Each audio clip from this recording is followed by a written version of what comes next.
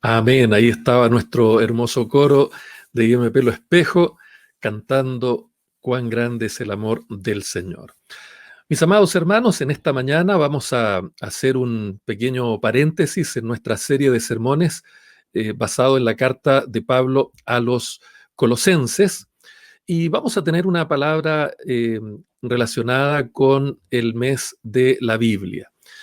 Vamos a hablar acerca de la importancia de las Sagradas Escrituras en nuestras vidas.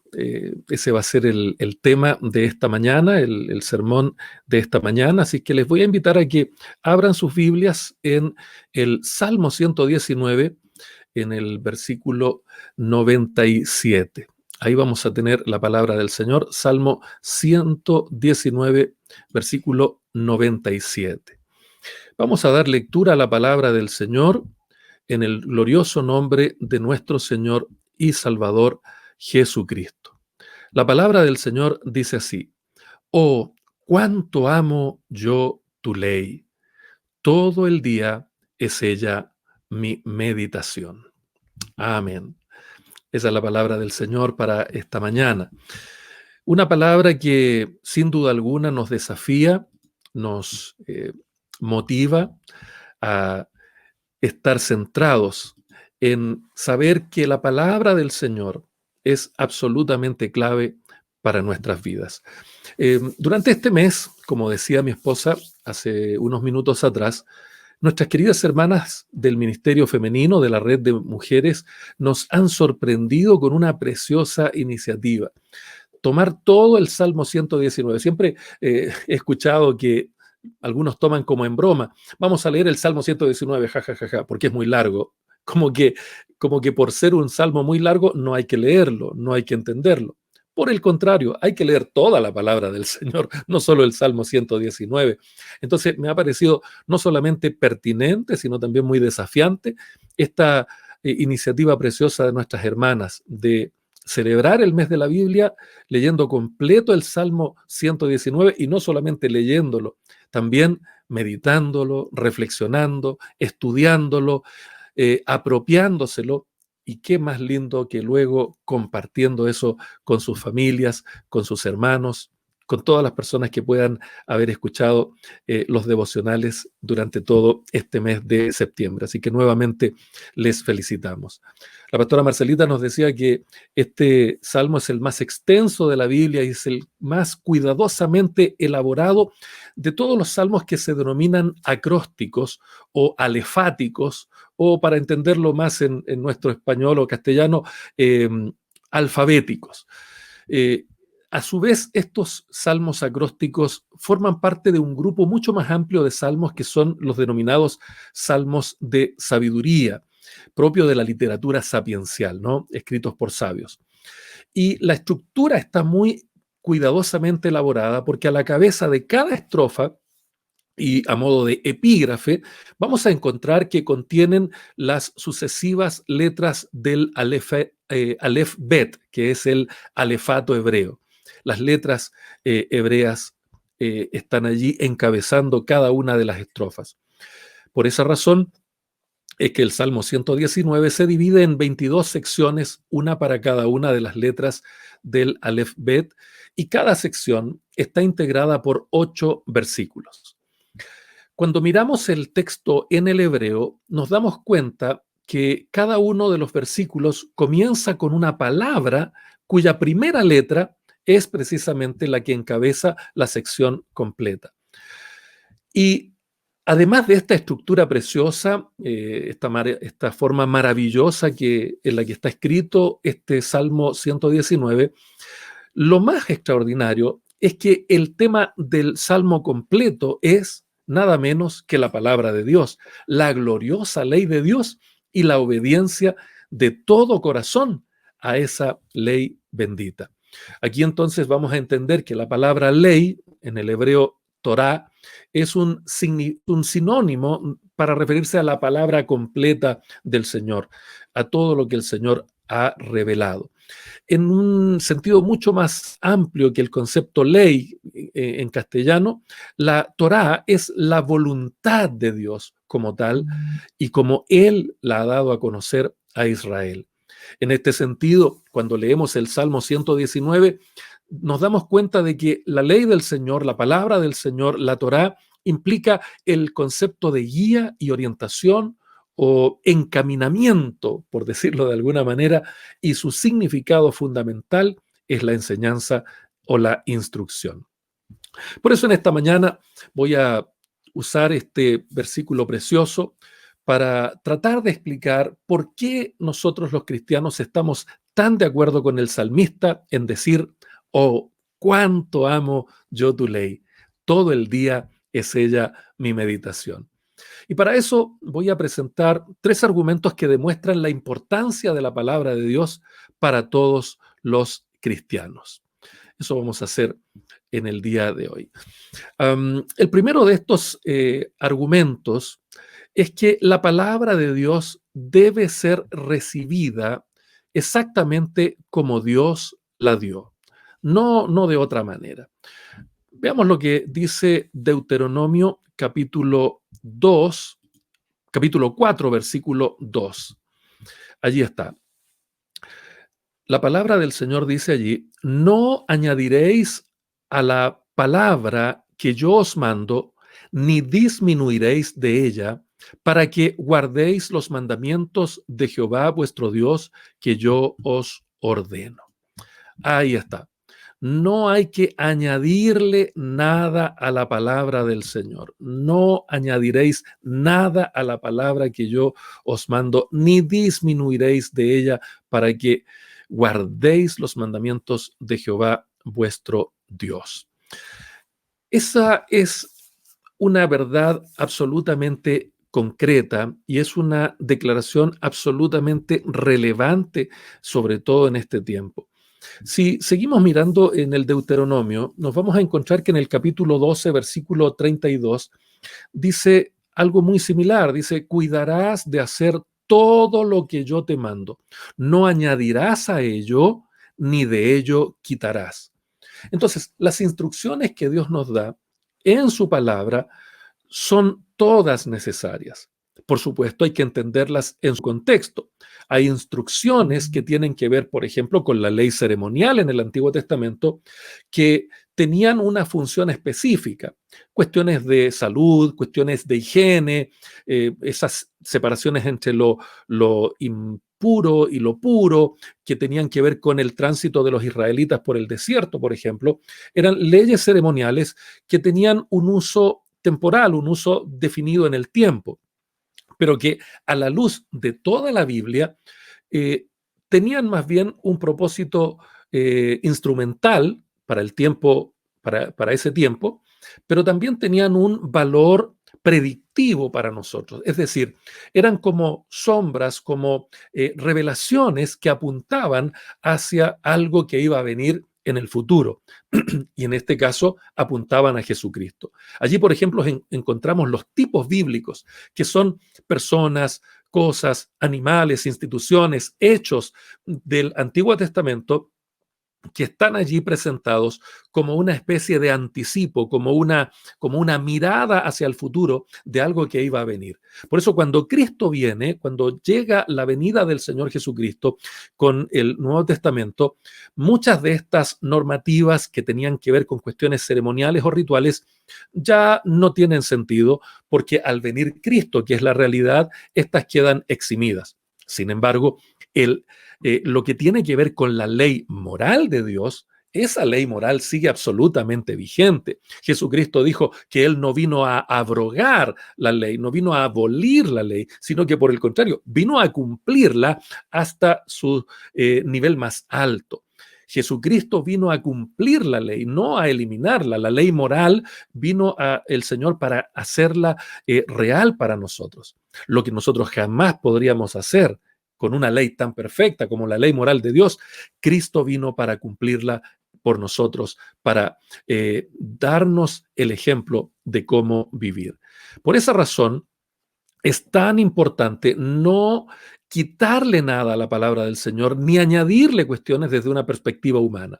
Si vamos al Nuevo Testamento, este principio también es muy sólido.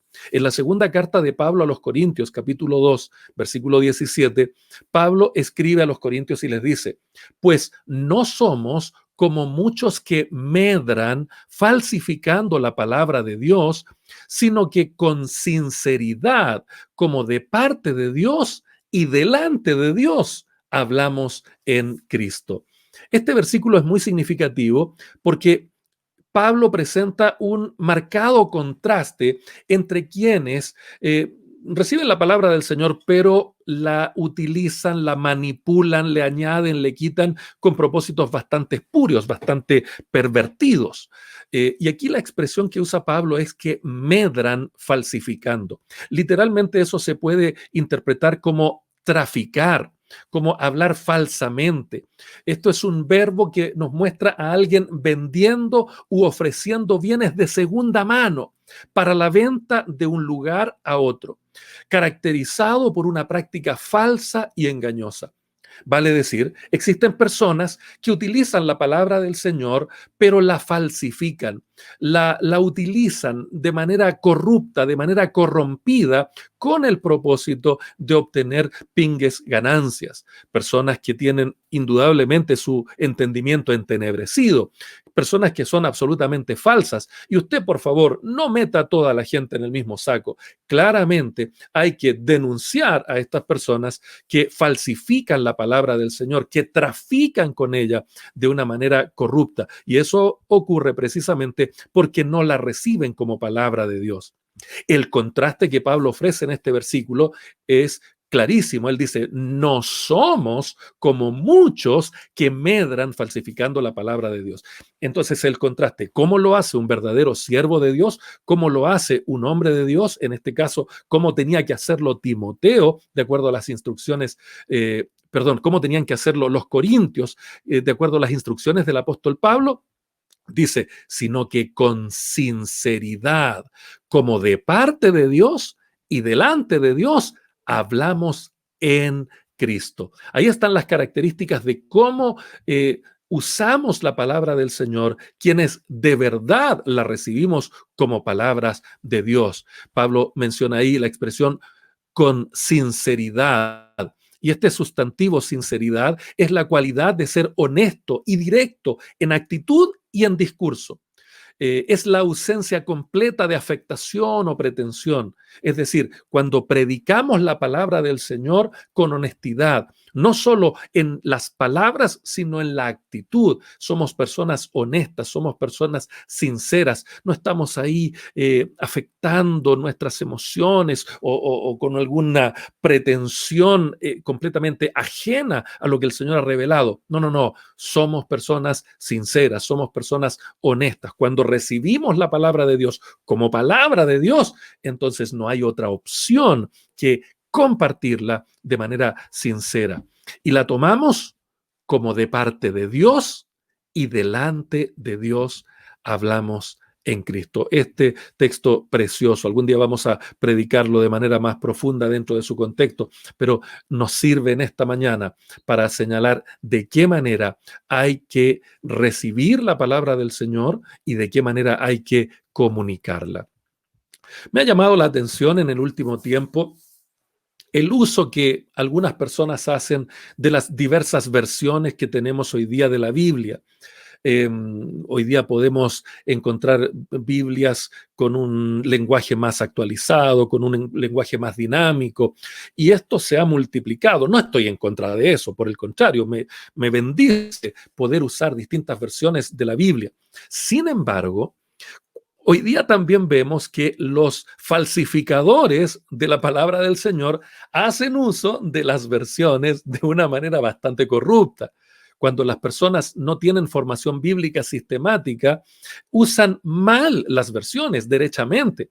¿Por qué? Porque vemos que hay predicadores que tienen una idea metida en su cabeza y luego lo que hacen es buscar apoyo para revestir la Biblia de autoridad. Y a veces claramente sus intenciones no son muy puras, no son muy piadosas y no tienen nada que ver con lo que Dios ha revelado. Pero ¿qué es lo que hacen? Como tienen una idea fija en la cabeza y necesitan buscar un pretexto para que parezca que es un mensaje de Dios, van buscando, revisando una y otra las versiones hasta que encuentran una que se ajuste de mejor manera a su corrompida manera de mirar el texto sagrado. Buscan apoyo para disfrazar sus ideas con una fundamentación bíblica.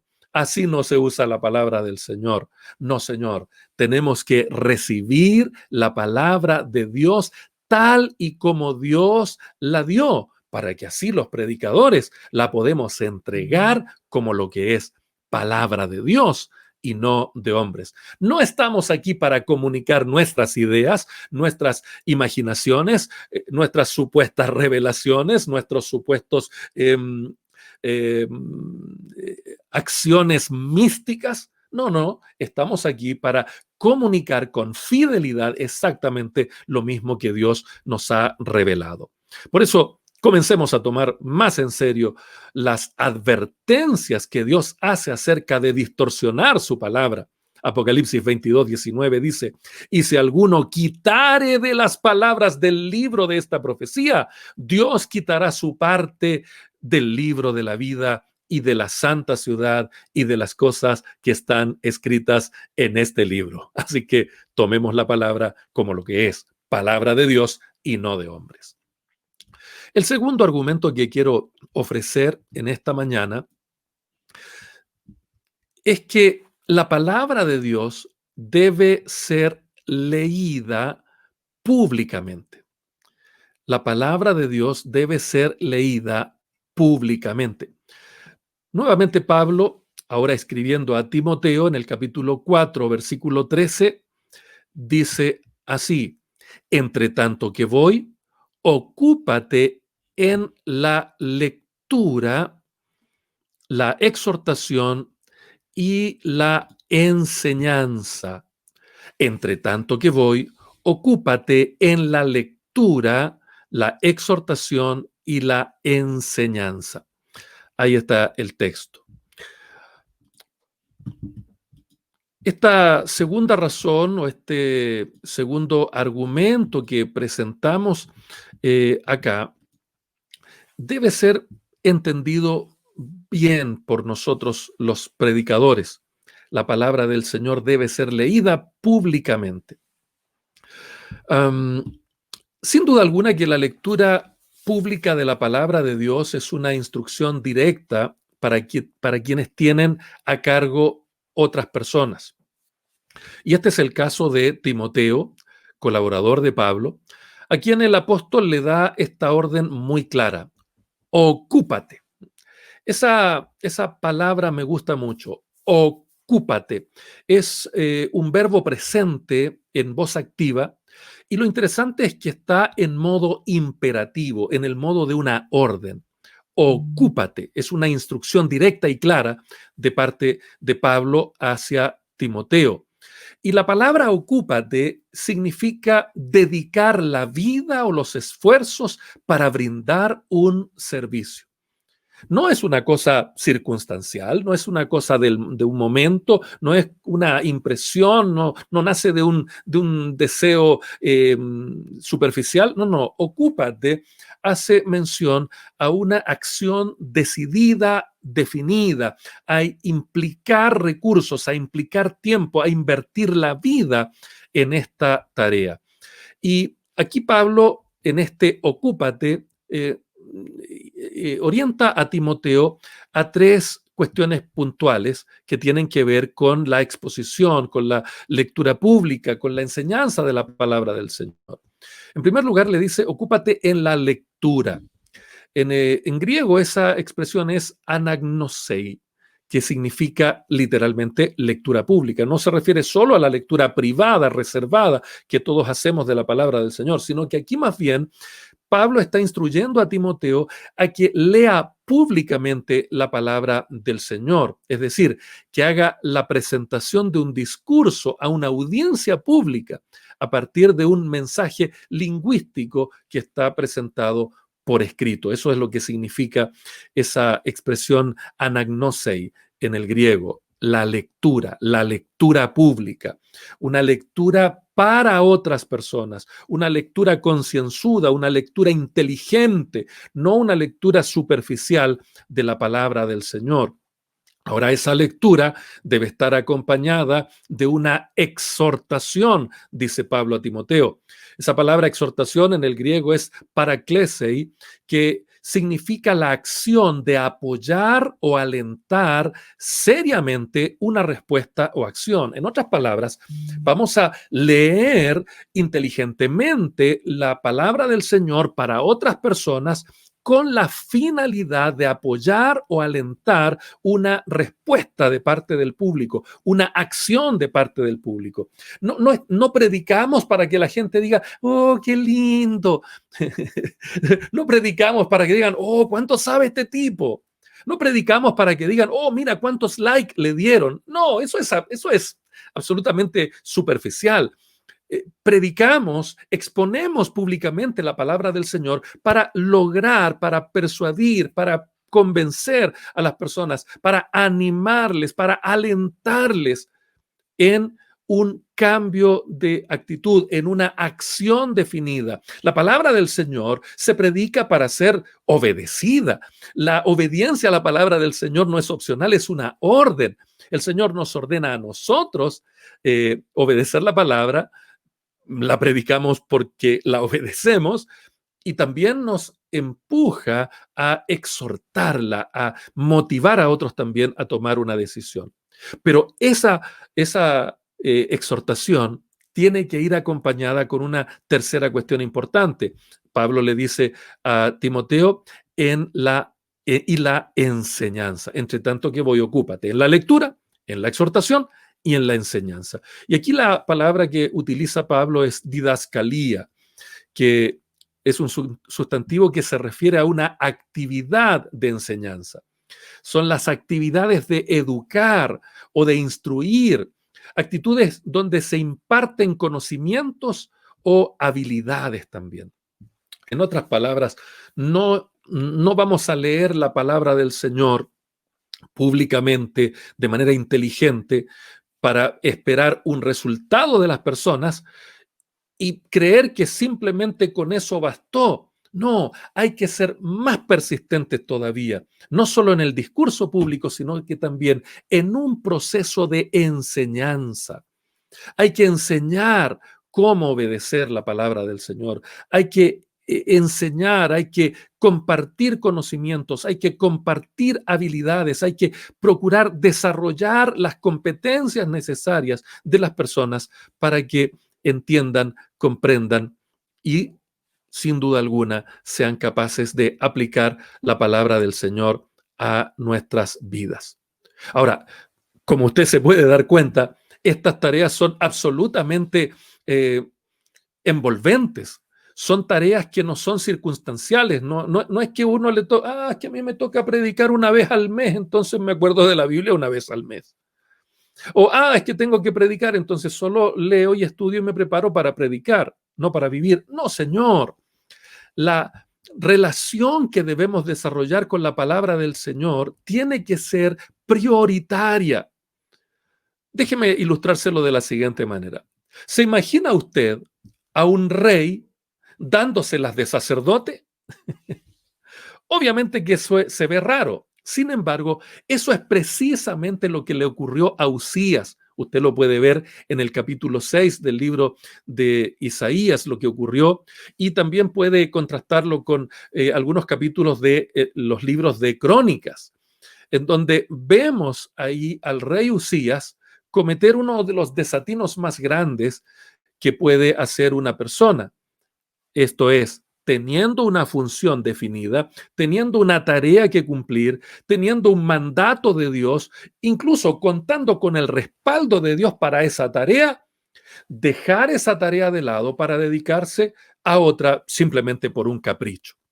El rey Uzías dejó de lado sus tareas reales porque simplemente quiso hacer las tareas del sacerdote.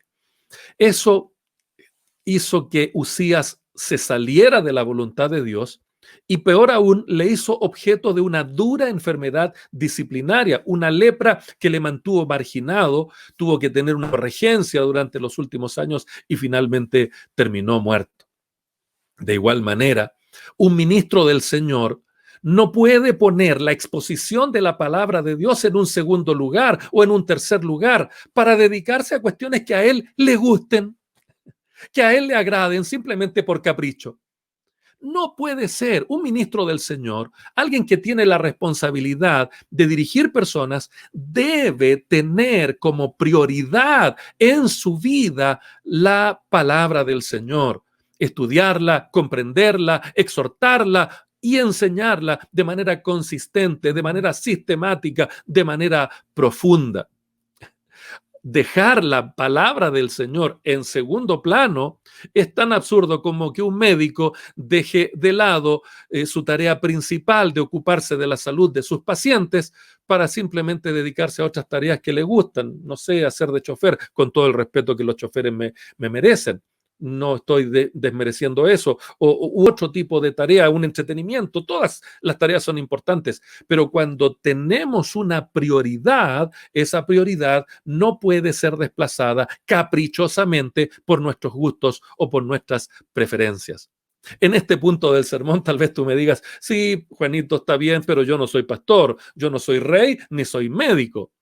Pero de seguro que tienes personas a las que aman que dependen de ti de alguna manera. Si tienes hijos, entonces la Biblia debe ser tu prioridad. Si tienes padres ancianos, la Biblia es tu prioridad. Si tienes amigos que no conocen al Señor, la Biblia es tu prioridad.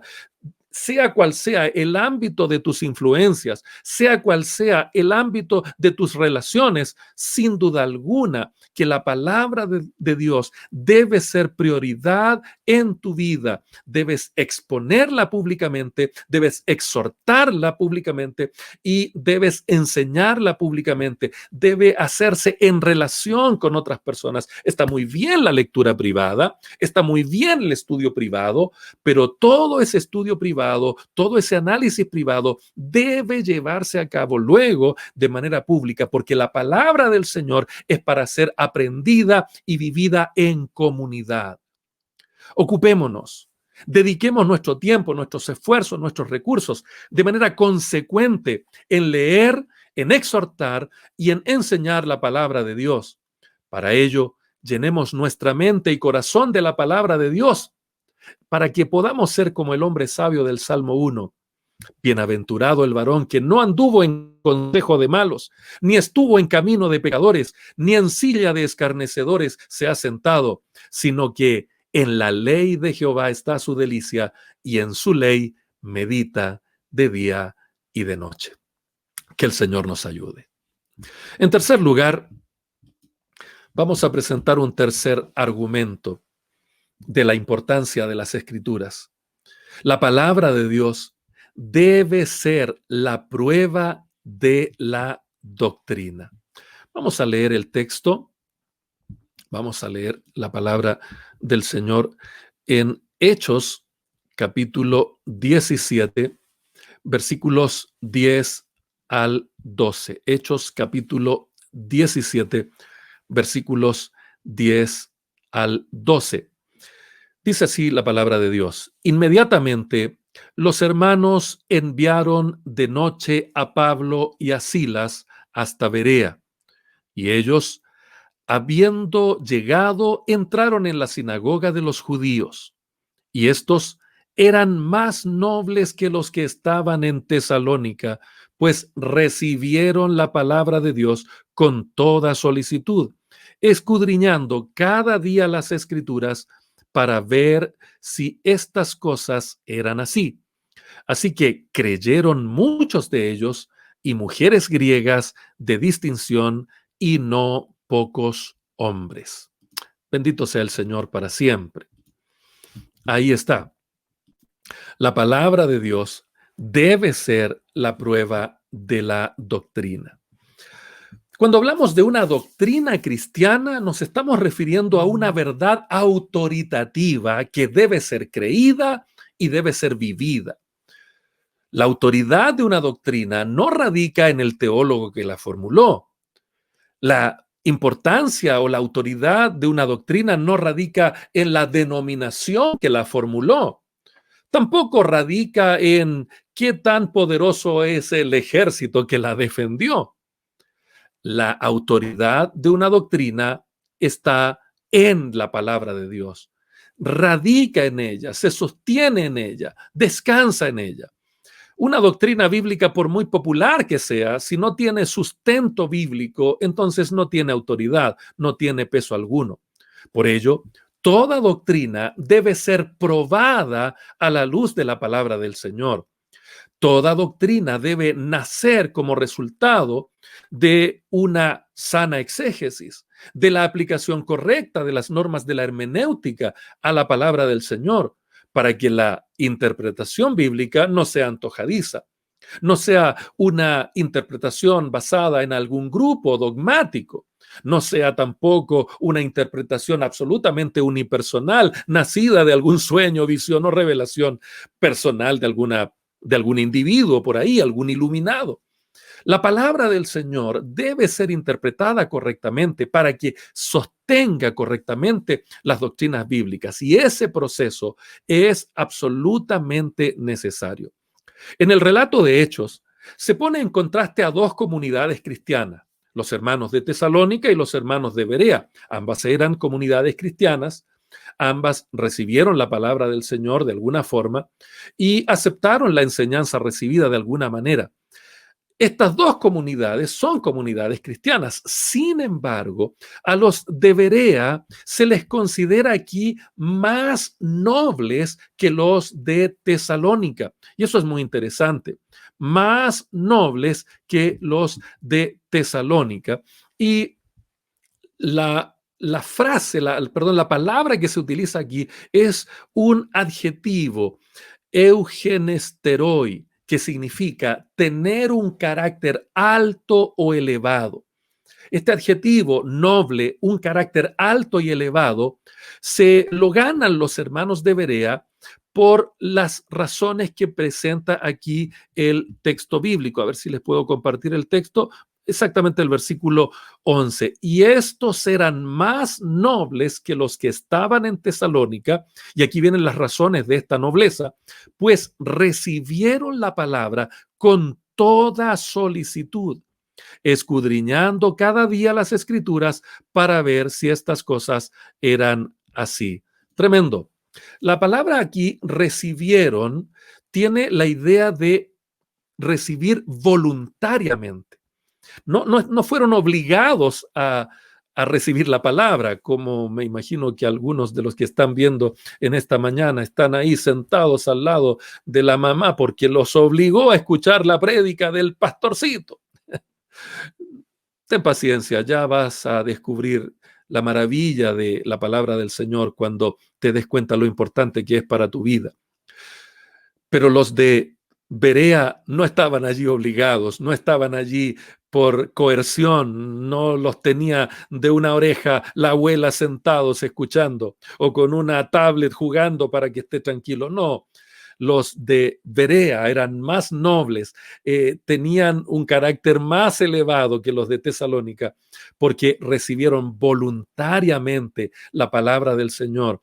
Y dice el texto que lo hicieron con toda solicitud. Me gusta el significado de esta palabra, solicitud. Significa entusiasmo impaciente. Es un sustantivo que muestra un vivo interés en algo, especialmente con una alegre adaptación a eso. ¡Qué tremendo!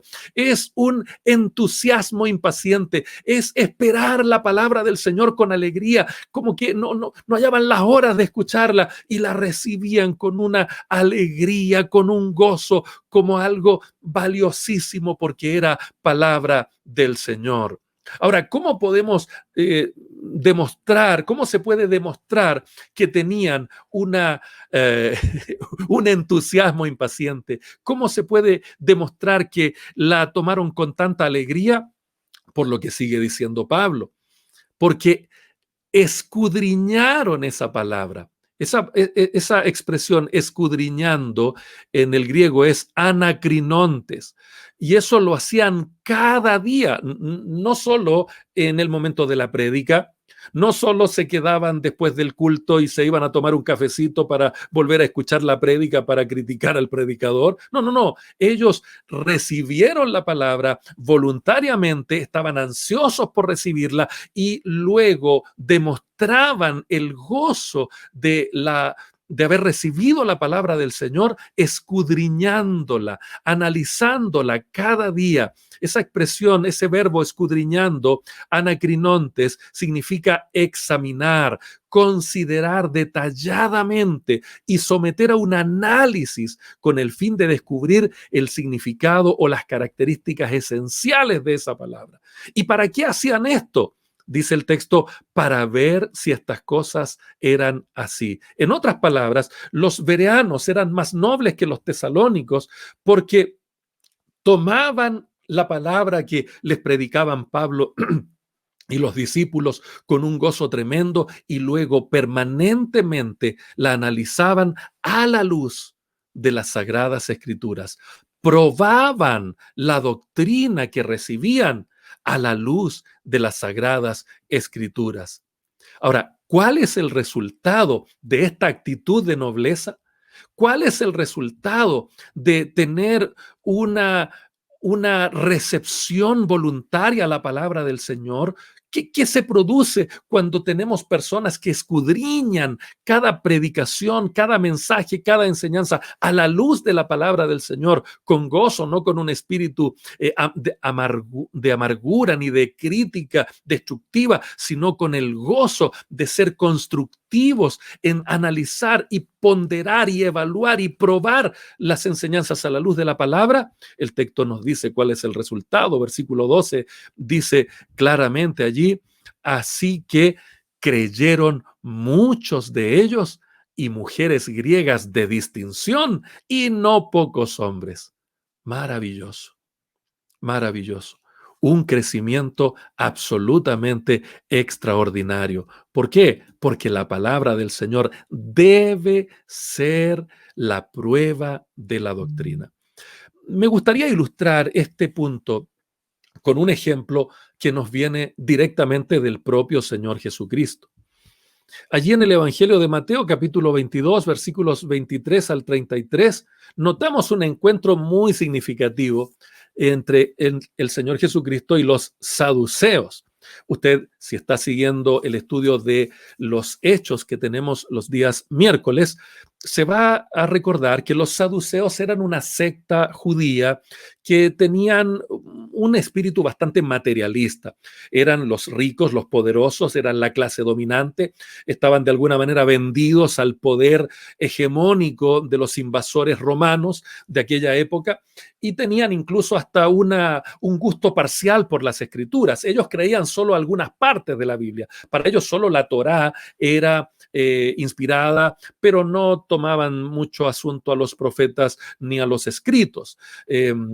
Una actitud típica de los racionalistas, una actitud típica de los liberales, una actitud típica de las personas que quieren mantener sus pecados ahí a flor de piel y para eso se justifican en una supuesta intelectualidad. Oh, no, eso no está de acuerdo a lo que la arqueología ha descubierto, entonces no lo aplico a mi vida. En realidad es una excusa barata para seguir pecando. Eso lo vemos una y otra vez. Y acá los fariseos exhiben este rasgo de escepticismo, este rasgo de materialismo cuando se enfrentan al Señor Jesucristo, ahí en Mateo capítulo 22, versículos 23 al 33.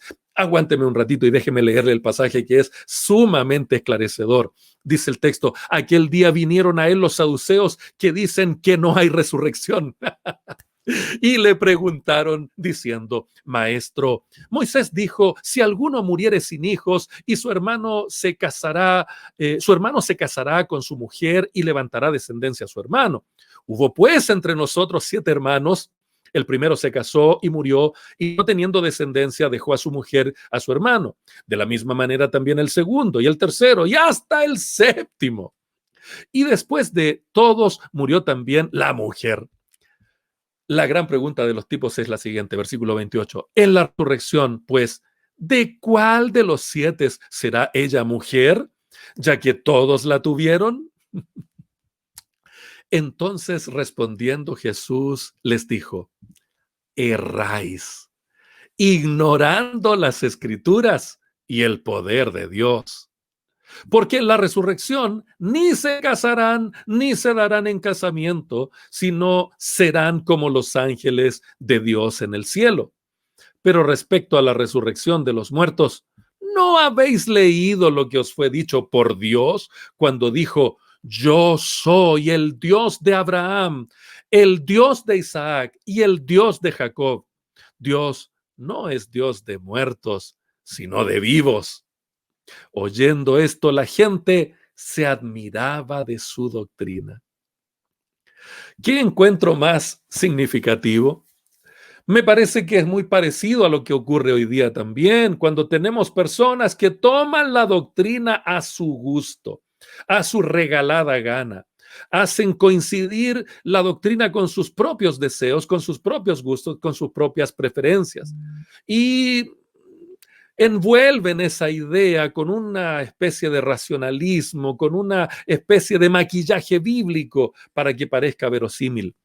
Pero cuando nos encontramos con el Señor Jesucristo, Jesús nos da el ejemplo de que toda doctrina se debe probar a la luz de la palabra del Señor, a la luz de las Escrituras. Y aquí es donde el Señor les dice a ellos y nos dice a nosotros también hoy día: erráis ignorando las Escrituras y el poder de Dios. ¿Por qué? Porque solo la Biblia puede probar si una doctrina es correcta. Solo la Biblia puede probar si una predicación es correcta. Solo la Biblia puede probar si una práctica, una conducta, un comportamiento es correcto o incorrecto. Cuando la Biblia sea nuestro estándar para todo, entonces los que creen serán muchos, como los bereanos, porque quedarán admirados de la doctrina de Cristo, como las personas que estaban allí escuchando esta discusión o este encuentro con los saduceos. Mis queridos hermanos y hermanas, en esta mañana, con mucha alegría, les quiero invitar a que celebremos el mes de la Biblia, pero no como una efeméride más, no como una excusa para tener algún tipo de festividad o algún tipo de, no sé, entretenimiento o divertimento diferente. Celebremos la Biblia de una manera correcta, recibiéndola como lo que es, como lo que Dios nos dio, palabra de Dios, sin distinciones o distorsiones de ningún tipo. Ocupémonos en dar a conocer la palabra del Señor públicamente, leyéndola, exhortándola y enseñándola de manera consecuente. Y finalmente, celebremos el mes de la Biblia, exigiendo que toda doctrina y práctica en nuestra iglesia esté basada y probada con la bendita y gloriosa palabra del Señor. Te quiero decir que hoy día, al igual que a mí tal vez, no estamos pasando un momento fácil, no un momento sencillo. Estamos tal vez en medio de una tormenta de esas que se levantan de repente y que nos revuelven todo, nos quitan el techo, nos sacan el piso, nos dañan, nos hieren o hieren a las personas que más amamos. Tal vez hoy día estás con alguna confrontación. Tal vez hoy día estás pasando por un momento clave de tu vida y estás golpeando puertas, estás buscando ayuda, estás tal vez caminando hacia Egipto o hacia Asiria, como torpemente hicieron los israelitas y como torpemente nosotros también hacemos, buscando lo que vemos y no al Dios invisible que tenemos. En esta mañana quiero decirte que la palabra del Señor es suficiente. No solo para los problemas que yo estoy enfrentando, sino para los que tú también tal vez estás enfrentando. La palabra del Señor es absolutamente suficiente para dar las respuestas que necesitamos, para proveer de los argumentos que requerimos, pero también para llenar nuestro corazón de vida. Porque Cristo dijo: mis palabras son espíritu y son vida. En esta mañana, déjame orar por ti. Déjame orar por tu situación familiar, por tu situación sanitaria, médica o económica tal vez. pero principalmente por tu condición espiritual. Si lo que necesitas hoy día es sentir que Dios está más cerca tuyo, abre las páginas de la palabra del Señor y comienza a descubrir a Cristo en ella. Jesús dijo que las Escrituras dan testimonio de Él y por eso podemos venir a Él para tener vida y vida abundante. Celebremos hoy día el mes de la Biblia, celebremos hoy día que tenemos la palabra de Dios en nuestros corazones y dejemos que ella sea suficiente para nuestras necesidades.